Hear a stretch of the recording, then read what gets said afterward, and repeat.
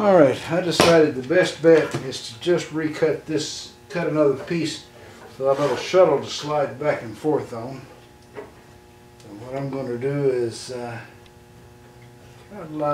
put it right there, line the blade just right, and just cut this little bugger off right there.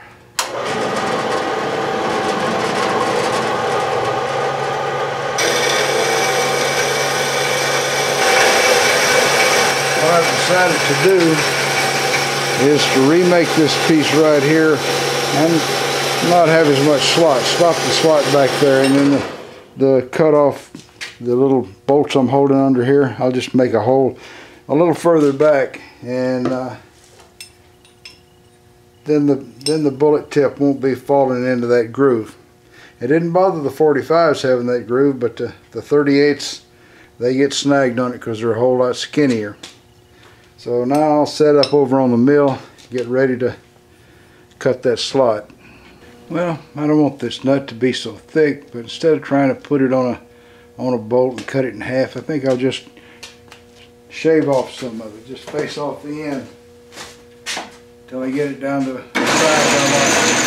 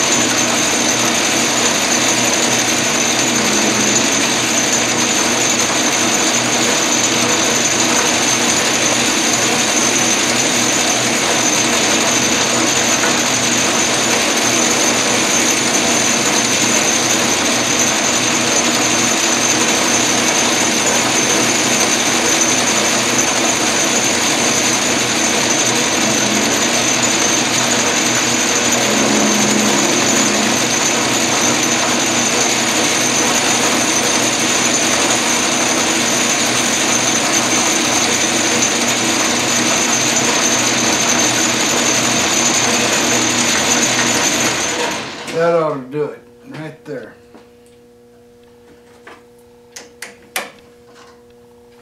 That's hot too. Doesn't take me long to turn a nut. Alright, we've got a bolt.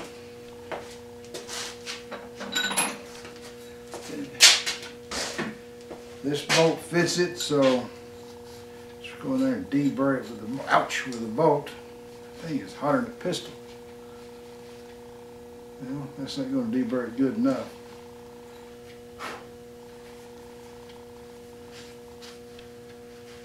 So, I'll have to get a towel and clean it up.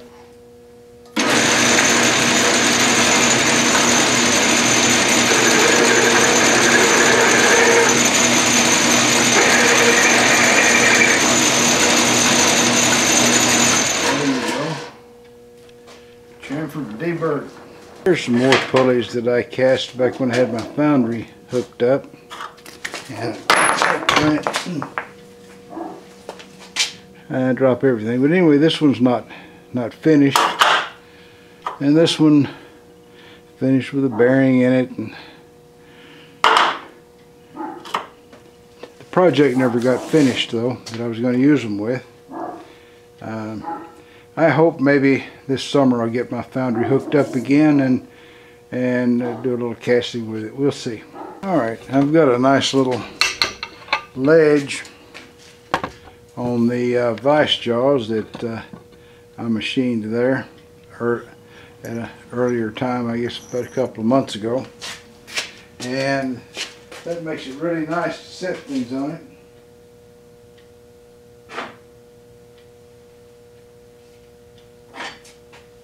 I'm looking for my chuck key. There it is. Old Chucky here is always hiding someplace around here, and I'm constantly looking for him. I like to make a little pilot hole before I drill something in. There's always something else wrong. I noticed when I tightened this jaw up, the jaw kind of lifted up. It seems that there's a plate underneath it, and it needs to be stronger and less flexible.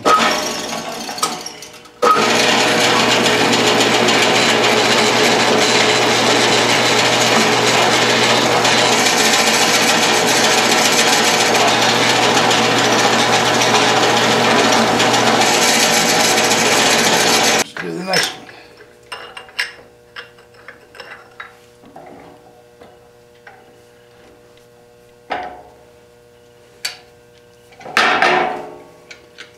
Get this one in.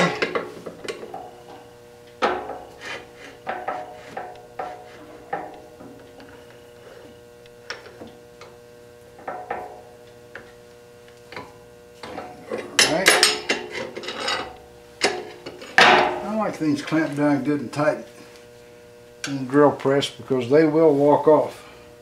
Sometimes they'll come off and hurt you.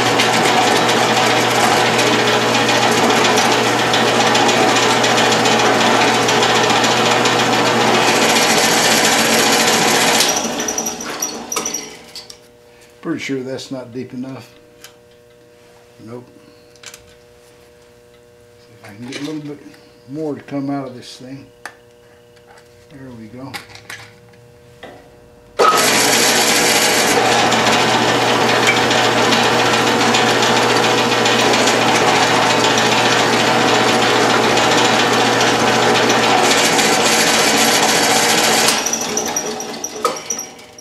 Little booger slipping in the chuck.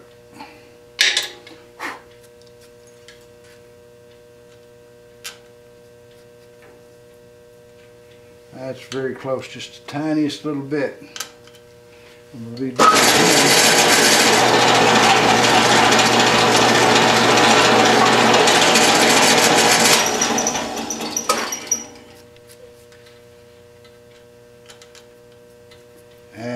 there you go. He's down under there too.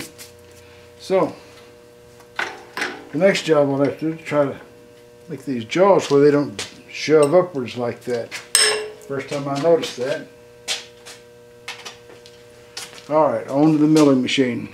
Alright, so what I'm going to do is I'm going to cut from here back to this little black line here, and that's going to be a notch in this little support that's almost, well, I'd say about a ½ inch shorter than the other one. That way the hole, when it slides back, will never be over that slot, and nothing will get caught in the slot.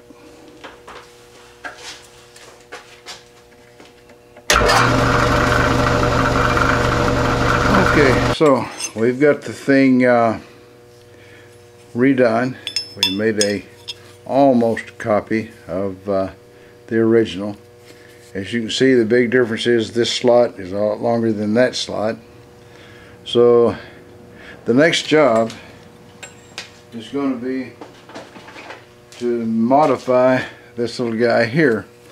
Got to change the holes in the bottom. This hole right here needs to move back to correspond with how much shorter that this slot is right here. So we'll do that, and then we'll go put this thing back together. Well, I decided that to make a whole nother little shuttle. Now, so I cut the end off of this, got a little piece off right there, and then I did an example of what not to do when you're working with the bandsaw. So I kept telling myself, be careful, don't get your hand in the bandsaw.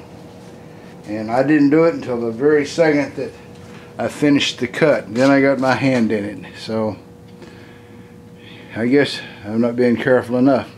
Okay, one of my discoveries was that this this hole right here is it's right for 45s, but it's way too big for 38s or 9s. It lets them lean over. When it leans over, things don't work right. So I need a 3/8 hole instead of a 1/2 inch. And I was going to turn around and put it in the other end, and I thought, no, why don't I just make another one? And that's why I cut this piece out that's over here on the mill, and I'm going to square it up about like this, and then we'll just make a whole new little shuttle just like that one.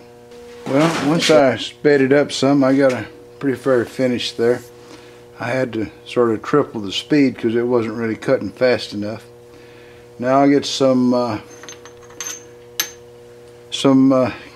support here, and we'll trim off the other side. Okay, a little dressing up on the belt sander now and make it smooth on the side.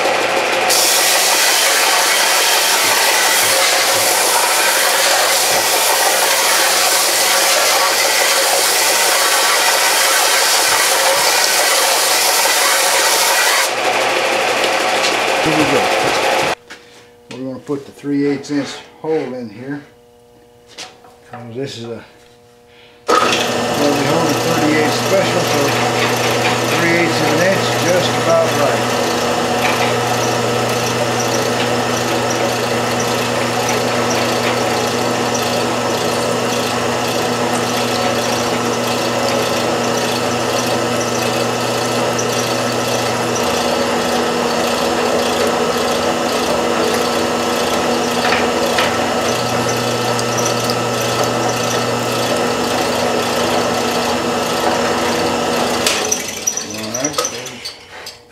Only 2 more holes left. We've got that guy threaded, got that guy bored.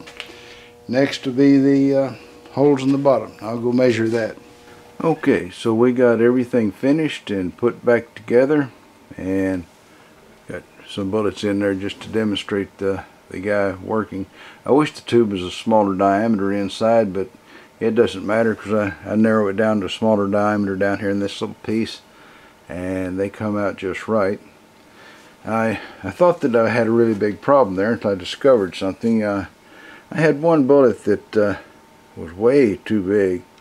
It got down in there and got stuck, and the next bullet behind it was tearing up the bottom of it, trying to push it through. And it was, you can see that it was so stuck that it took all the little ribs off the side of it. I had to take the die out and pound that thing through with a hammer. I guess one of the times around I had the mold handles not all the way closed, and I cast a great big bullet. So that means there's 5 more of his buddies out there about the same size to trap me at some point. I didn't go through these and examine them yet to be sure that I don't have any with wrinkles or whatever, but I didn't see any with wings. One of the things I discovered was it's very important to get the height of the die so that the bullet will come out just even with the bottom of this shuttle, and you can't put another one in there. That makes them feed better. That's part of the adjustment. And a strange thing with this, seems counterintuitive, but if you want this rod to push down more, you back off this nut closer to the end of it, and you run this nut up, and then it'll push it down further. Sounds completely backwards to the way it ought to be. And so I'm gonna crank a couple of bullets through it just so you can see it work, and then we'll have a short discussion and wrap up this video. Things are a little tight in here, so I guess that's about as good as I'm going to get to let you see what happens here. You just keep on shuttling them back and forth, and this little shuttle should be good for 380s 9mm, 38, and maybe 40s. Although I don't have a 40 caliber weapon to try them out on. Who knows what the future might bring, you know.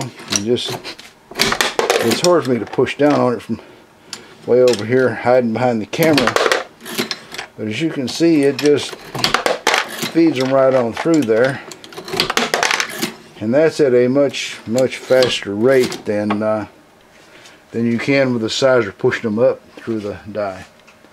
Alright, we'll wind her up here in just a second. Alright, I'm pretty sure you know I'm Harold, and you've just about finished watching part 2 of my bullet sizer modifications.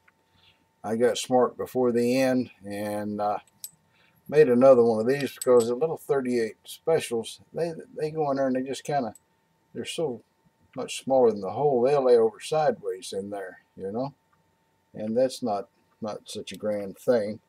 Whereas when you put the 45s in there, they just stand up straight and they love it. So we made another piece like this, and we made another guy like this. So this one I'll use on 45s, this one here, and I'll use the other one for smaller calibers. But anyway, that was what I did, and I got an email from a guy, Mike Britton, and he's copied my bullet sizer and improved on it, and I don't have permission from him to put his pictures on here, but I was just so proud of what he did.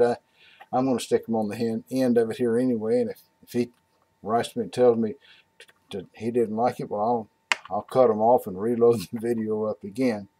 But this looks like we've pretty well got it all done up here. I appreciate you viewing, and please consider subscribing, and don't go away just yet. I'm going to show you pictures of Mike's bullet sizer.